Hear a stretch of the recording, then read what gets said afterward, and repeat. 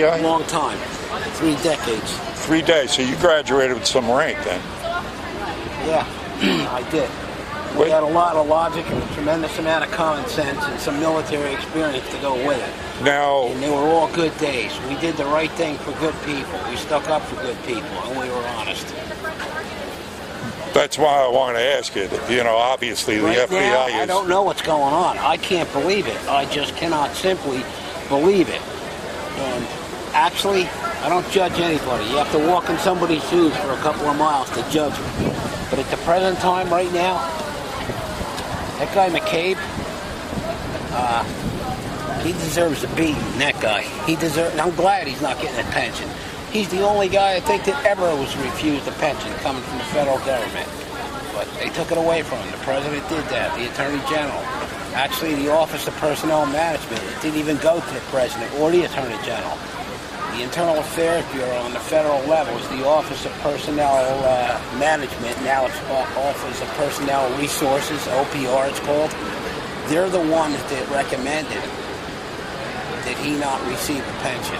Yeah. And for them to say that, they're all a bunch of no-good pricks. All of those guys, all those years, from 1930 till the present time.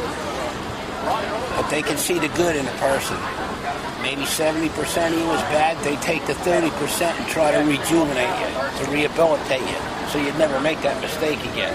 At this time, what they did to the number 2 guy in charge of the FBI, the assistant director, they took his pension away, and they got my respect for doing it. Now, it's almost a cliche now, because when everybody talks about the FBI in the news, they always preface it with this. The rank and file guys, 100%. Good guys, right? Do the job, get out there every day and protect Americans. But when it gets to a certain level... You don't want to comment at all. You don't want to comment when it gets to that certain level, because you just don't want to judge that person, whoever he or she could have been. But being everything that's happened in the last 2.5, 3 years, listen to me, we couldn't even have a campaign sign on the front lawn, whatever state you lived in, for somebody running for the school board, for somebody running for a local councilman in a small town or a large city. We couldn't go to any kind of parties put on by the Democrats or the Republicans or anybody else. We had to remain non-biased. We never spoke about politics one day. You and I could have worked together for 30 years. It didn't matter if you were a Republican or a Democrat. We got a job to do. Yeah. And that's the way it was. My wife was never accepting gratuities from United States senators, state senators, and the National Democrat Association and Republican Association. No. We didn't even think about doing something like that, because that's what we swore that we would never do. And a man's as good as his word. Well, the FBI is supposed to, has a reputation of being the best of the best. At the integrity that you reach in that level, you have to be professional to be at that level. That's an understatement, but you are 1,000% I mean, that's, right. again, a given. But over time, of course, all institutions tend to become corrupted. This one, it looks like the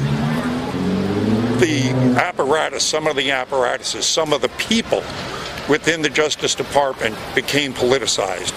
Is that correct? Yeah. Would you agree with that? Yeah, how'd that happen? We would never. Well, I think, wouldn't it be because they appoint people? They wouldn't, like you should be director of the FBI. I would put you in charge because you're a rank and file guy. I'm from Jersey. I'm a New Jersey guy. Yeah. And there was a New Jersey guy that was in charge of the FBI. His name was Louis Freeh, Freeh. Mm-hmm. I can tell you about his background. He was a lawyer. He was an assistant attorney general. He was the United States attorney from Brooklyn and from New Jersey at different times in life. When he got to be the director, he came walking in just the way I come over here to see you, unannounced, unexpected. What's going on here? Nice place. You guys look good today. What are you guys working on? And he would sit and he would spend a day. He could spend 2 hours in a conversation. 8 months or 18 months later, he'd be back and know, hey, Frank, remember you told me this, that? He didn't forget nothing. He was a man of integrity. Yeah. And before we're done with this whole conversation in 20 minutes or 4 hours or for the rest of the day, he's going to say, listen to me, I want you to get your credentials out and take a look at them and see what they say, and don't ever let us down. Do the right thing. You're going to let somebody like that down. Shake hands with you. In my book, you shake hands with a guy, you always live up to your word. Always. Well, I think it's gotten kind of rotten over the past, maybe the past decade or so, because they're putting people in charge, and it's a revolving door. It's the same political appointments.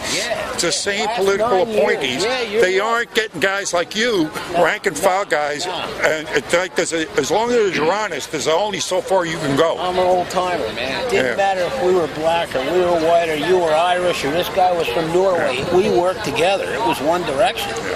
Same way in the Army. But over the years, I don't know. What do you think's going to happen? What's the direction? What should be done, and what do you think should happen to clean up the FBI? What would you do?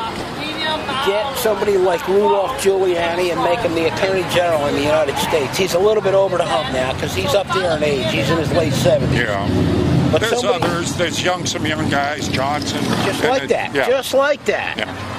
Doesn't matter where they come from, but that's the kind of quality you need. Johnson, Giuliani, or a straight shooter, honest, not afraid of telling them like it is. We don't stick up for who is right. We stick up for what is right. Thank you. We don't deviate. Thank you.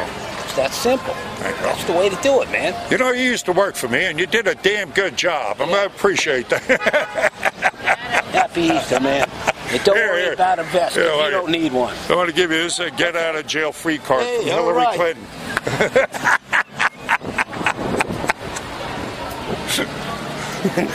Nothing wrong with you. Nothing wrong with you. All right.